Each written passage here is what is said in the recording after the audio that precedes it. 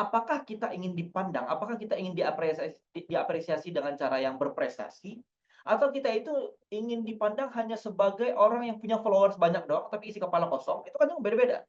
Tapi pada dasarnya manusia butuh untuk diperhatikan, butuh untuk diapresiasi, ya, butuh untuk dihargai, supaya apa? Supaya tercapai yang namanya self aktualisasi, aktualisasi diri. Aktualisasi diri ini intinya adalah kemampuan manusia untuk memberikan manfaat bagi orang lain, ya. Seperti Ustadz Rizky Prayogo, Ustadz, ini Kyai Ubed sudah mampu beraktualisasi pada untuk dirinya masing-masing, sudah mampu memberikan manfaat bagi orang-orang lain.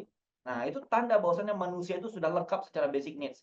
Jadilah mereka pribadi yang di dalam Islam itu apa? Gini ya, Allah itu kan menciptakan manusia sebagai khalifah di muka bumi kan. Nah, untuk mencapai spek khalifah itu secara personal kita harus mencapai dulu step-step ini. Kita penuhi dulu step-step ini nih, kebutuhan fisik, kebutuhan rasa aman, kebutuhan rasa cinta, self esteem, self actualization. Supaya terjadi apa? Kepribadian yang matang, kepribadian yang bagus, kepribadian yang kokoh, ya. Nah, basic needs inilah yang menjadi acuan bagi kita. Tapi terlepas daripada itu semua, selain daripada basic needs, manusia itu juga ada yang namanya kebutuhan untuk figuring, ya. Dia itu mencontoh siapa dalam hidup mereka. Dia itu, siapa yang mereka jadikan panutan dalam kehidupan mereka. Kalau kita, ambil dari teori figuring ya, anak kecil itu dia mencontoh orang dewasa. Kalau orang dewasa mencontoh orang yang dia kagumi. Ya bisa jadi siapa di sini yang mengidolakan, siapa siapa idola idola anak di zaman sekarang siapa? Kayak EXO apa ya? Jin BTS. Siapa siapa? Kak Sulha idolanya Mama siapa, Gu Kak? Mama Gufron, Mama Idolanya Gufron. Bang Wajdi. Wah, jangan. Waduh, Mama Gufron lagi. Mama Gufron. Itu profesor doktor ya, Mama Gufron. Aduh.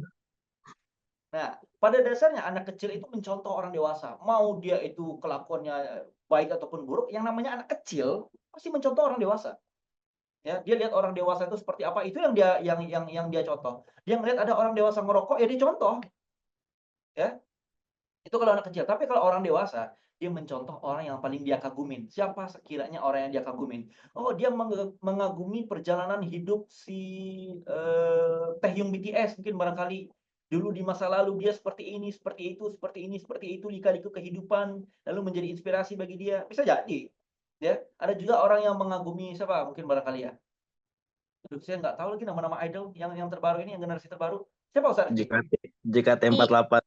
Oh iya, JKT48. Wah, saya nggak ngikutin pula itu. Yang itu ya, I want you gitu ya. I need you. Wah, Ustaz Rizky Prayogo tahu ternyata. Dulu pas mondok, pas lagi kelas 3 Alia itu datang ke FX Sudirman itu. Oh, berarti Ustaz ikut-ikut goyang-goyang pakai lightstick mereka itu enggak? Waktu itu? Enggak, dulu kan ada teman yang suka, temanku dulu ada yang anu banget ya, hobi banget gitu, terus aku diajak ya udah ikut.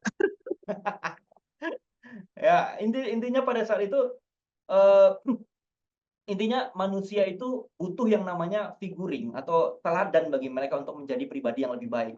Supaya apa? Supaya mereka itu punya referensi dalam mengambil suatu tindakan. Supaya mereka itu punya, apa ya, punya persepsi yang bagus dalam mengambil sebuah keputusan. Nah, sebagaimana judul kita, menatah hati, mengelola ekspektasi. Betul ya? Betul ya Kak Sulha ya judulnya? Menatah hati, mengelola ekspektasi. Betul ya? Betul, Betul betul, banget betul. gitu. Nah, supaya apa? Supaya kita tidak salah dalam mengambil keputusan. Nah, pentinglah bagi kita untuk menjadikan siapa sekiranya figur-figur yang paling baik untuk kita jadikan teladan, siapa sekiranya figur-figur yang baik untuk kita jadikan panutan. Tapi mohon maaf ya, saya harus buka di sini. Hampir semua ini orang-orang tuh pada ngadunya ke saya karena orang-orang tuh tahu bahwa jadi admin psikolog, psikolog, psikolog gitu. Padahal saya baru sarjana doang, belum psikolog. Orang-orang itu cerita ke saya, ngadu ke saya, bahkan ada orangnya langsung ngadu ke saya. Ada satu sosok, dia bukan pendakwah, dia lebih ke pesolawat ya. Ada salah satu oknum pesolawat. Oknum pesolawat, dia itu banyak diidolai sama anak-anak muda, ya, banyak diidolakan sama anak-anak muda. Tapi di balik layar, dia mengaku bahwa dia pernah ngehamilin anak orang sampai nyuruh gugurin. Tapi di Wah, sosial media banyak, ya. Fans dia di sosial media itu banyaknya luar biasa. Ya, tapi di balik layar, kelakuan dia apa? Kelakuan dia ngehamilin anak orang, setelah ngehamilin anak orang disuruh gugurin. Nah, yang menjadi pertanyaan bagi saya, kalau seandainya anak-anak muda yang kehilangan identitas, yang kehilangan identitas ini mengidolakan orang-orang seperti itu, lalu kemudian Allah bukakan aibnya. Apa yang terjadi? Bukan hanya dia yang jelek, tapi Islam itu jelek gara-gara dia. Ya, gara-gara apa? Brand ambasador Islam itu sendiri tidak mampu menjalankan tugasnya dengan baik, justru akan menjadi bumerang bagi Islam itu sendiri. That's the point.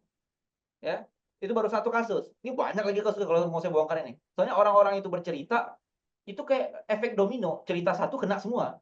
Ya, makanya saya itu ketika didudukkan dengan circle-circle seleb-seleb pendakwah yang influencer cenah-cenah itu, nah, saya kurang mau untuk berlama-lama sama mereka. Ya, karena circle mereka di sosial media dengan di balik layar itu berbeda.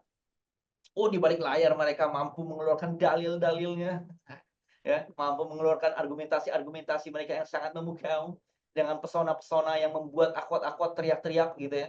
Tapi di balik layar mereka tuh memang, aduh gimana ya? Saya nggak mau menjudge mereka karena sebagai seorang pelaku maksiat, tapi kalau seandainya orang tahu, ya, kalau seandainya Allah bukakan aib mereka, ini Islam bisa kena. Ya, ini Islam bisa kena, lalu kemudian apa? Kita berusaha untuk memperbaiki persepsi masyarakat kepada para pendakwah, kepada para dai. Nah, ini yang saya khawatirkan.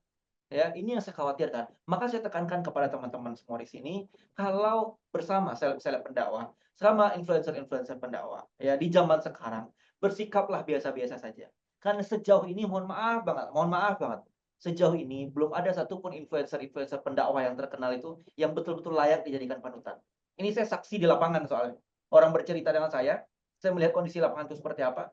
Tidak ada satupun orang yang pantas untuk dijadikan idola untuk saat ini, ya, untuk saat ini. Oh, keilmuan dia luar biasa. Oke, dari segi keilmuan oke. Ya, dari segi keilmuan oke. Tapi di balik itu semua dari segi personality gimana? Kepribadiannya itu gimana? Bisa jadi dia problematik. Ya, kalau kepribadiannya problematik lalu kemudian kalian terlanjur mengidolakan mereka, jangan sampai suatu saat nanti ketika Allah bukakan aib mereka, kalian malah menjadi orang pertama yang ikut menghujat mereka. Ya. Nah, saya nggak ingin seperti itu. Dan terakhir nih singkat saja, agar apa ya namanya, tiga komponen terakhir ini mesti kita terapkan dalam diri kita, mesti kita tingkatkan dalam diri kita, emosi, kognitif, empati. Saya perlu jabarkan yang pertama, emosi itu bukan hanya soal marah ya. Banyak orang-orang bilang, "Oh, jangan emosian lu, jangan emosian." Itu maknanya apa? Jangan marah lu, jangan marah. Padahal yang namanya emosi ya, emosi itu adalah respon psikologis untuk merespon sesuatu atau untuk mendorong mendorong kita untuk bersikap terhadap sesuatu. Misalnya contoh, eee, Islam itu kan sebenarnya tidak melarang kita untuk marah, tapi bagaimana cara kita marah, ya. Islam itu tidak melarang kita untuk marah. Kan ada dalilnya, jangan marah Pak, kan ada dalilnya Pak dosen, jangan jangan kalian marah, bagimu surga. Iya, itu butuh penjabaran, nanti itu dijabarkan sama Kiai Ubed gitu ya. Kalau saya menjabarkan dalil kurang bisa deh. Tapi pada dasarnya, Islam itu kan tidak melarang kita untuk marah, ya. Tapi Islam mengkondisikan bagaimana cara kita marah dan kepada siapa kita marah, kapan kita marah. Kalau seandainya bagi orang-orang yang, baru belajar, dia tidak tahu apa-apa, lalu kemudian kita marah-marah gitu sama mereka, oh ya jangan, kena mental nanti. Tapi kalau seandainya kepada Benjamin Netanyahu kalian tidak marah, berarti kalian yang sakit, ya. Kalau ngelihat muka si Benjamin Netanyahu itu kita tidak marah, oh berarti Anda yang sakit, ya. Nah itu maksudnya, marah itu tidak dilarang, tapi bagaimana cara kita marah? Kapan kita marah? Kepada siapa kita marah? That's the point, ya. Emosi itulah kemampuan kita untuk mengelola, ya, atau mengeluarkan reaksi atas suatu kejadian tertentu. Kecerdasan emosi itu butuh dilatih, ya. Kecerdasan emosi itu butuh dilatih. Kita mengerti kepada siapa kita marah. Bagaimana cara kita marah, ya. Kapan kita marah. That's the point, ya. Yang kedua, kognitif, kemampuan kita menerima sesuatu informasi yang ditentukan berdasarkan persepsi atau pengetahuan dan wawasan. Ini mesti ditingkatkan terus-menerus karena yang namanya otak itu seperti otot. Kalau nggak dilatih ya lumpuh dia. Ya otak manusia ini itu seperti otot. Kalau nggak dilatih lumpuh. Makanya orang-orang yang malas-malesan, yang mager-mager itu yang malas membaca segala macam, itu orang-orangnya kalau diajak diskusi itu agak kaku ya. Tapi orang-orang yang literasinya bagus ya, orang-orang yang bacaan itu banyak, orang-orang yang baca tuh, rajin membaca begitu ya.